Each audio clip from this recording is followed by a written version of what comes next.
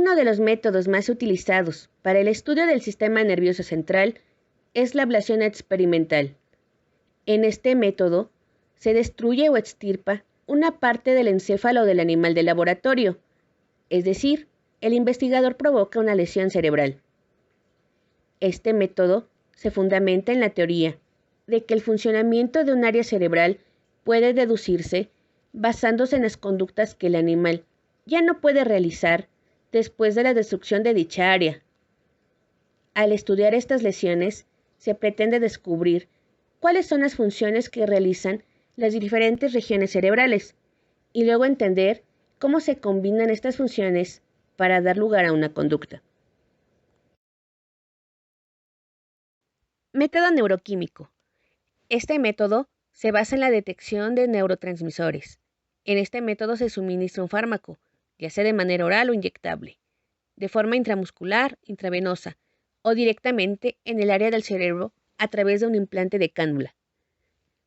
Estos métodos, de acuerdo con sus objetivos, se dividen en aquellos que sirven para medir la actividad de los neurotransmisores, es decir, la actividad química, y los que miden la localización de estos y sus receptores. Actualmente se han desarrollado métodos muy precisos que hacen resaltar a neuronas específicas de entre todas las demás. Entre estos métodos se encuentra el método de marcado inmunocitoquímico, el cual se vale de anticuerpos radioactivos o anticuerpos ligados a una molécula teñida, para indicar la presencia de determinadas proteínas. En este método, previamente se emplean sustancias que son captadas por las dendritas o los somas celulares y transportados a lo largo del axón hasta los botones terminales. Después de varios días se administra un anticuerpo de la sustancia inyectada, unida a un tinte. Los anticuerpos se unen a su antígeno, de tal forma que el investigador puede ver con un microscopio qué partes del tejido estudiado contienen el antígeno, y así observar la vía que siguieron los axones eferentes. Método de hibridación in situ. Este método se vale de que todos los péptidos y proteínas se sintetizan de acuerdo con la información contenida en los cromosomas.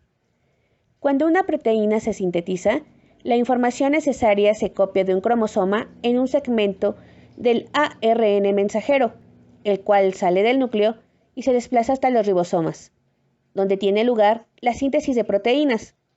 Por otro lado, la estructura química de la proteína está codificada en una secuencia específica de bases de nucleótidos que componen al ARN mensajero. La mayor parte de las veces se conoce este código, de tal manera que los biólogos moleculares pueden sintetizar un segmento de ARN radioactivo que contiene una secuencia de nucleótidos complementaria de la secuencia del ARN mensajero. Las secciones del tejido cerebral estudiado se exponen al ADN radioactivo, que se adhieren a las moléculas de ARN mensajero apropiado. Después de esto, se hace uso de la autorradiografía para ver dónde se localiza el ARN mensajero, y por deducción, la de las células que producen la proteína, cuya síntesis inicia el ARN.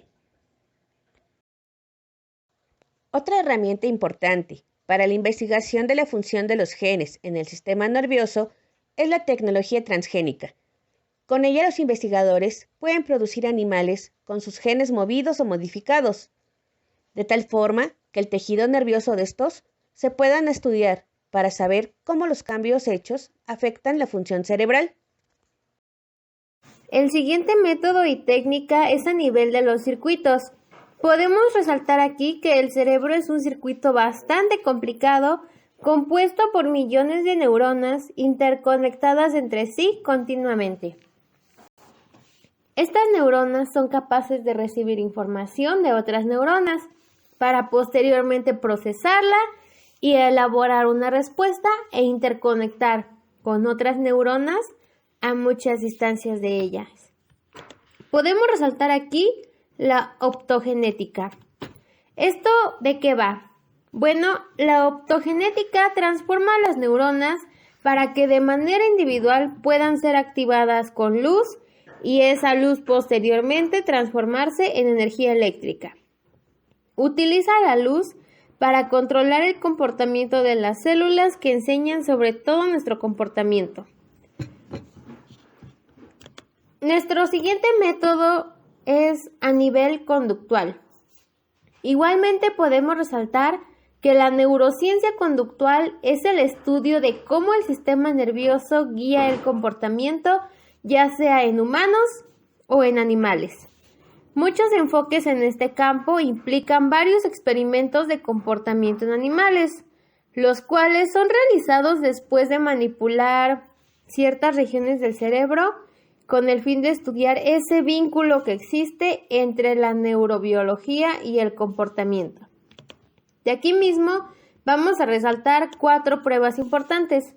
La primera es la prueba de motricidad y destreza.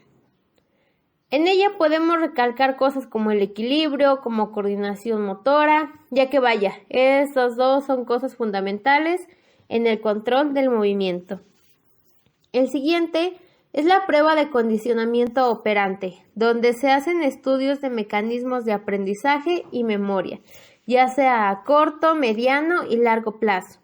También se investiga la extinción del miedo y de aquí se derivan la evaluación de prótesis auditivas. La tercera prueba que se suele hacer es la prueba del laberinto, utilizado para investigar el aprendizaje y la memoria, ya sea por medio de un laberinto acústico, radial o de Barnes. Y nuestra cuarta prueba nos indica que se hace con sujetos humanos, ya que el fin de esta es probar la cognición humana, ya sea por medio de una encefalografía o de medio de una resonancia magnética funcional de imagen.